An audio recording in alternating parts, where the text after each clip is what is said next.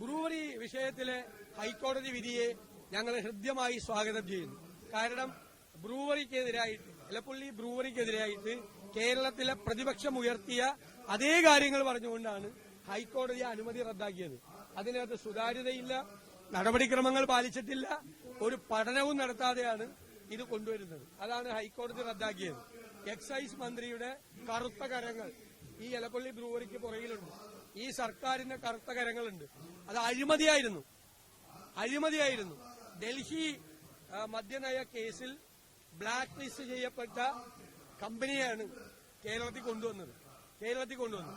ഇവിടെ ഇങ്ങനെ എലപ്പള്ളിയിൽ ബ്രൂവറി തുടങ്ങാൻ പോണ കാര്യം ഇന്ത്യയിൽ വേറൊരു കമ്പനി അറിഞ്ഞില്ല. ഇവര് മാത്രം അറിഞ്ഞു.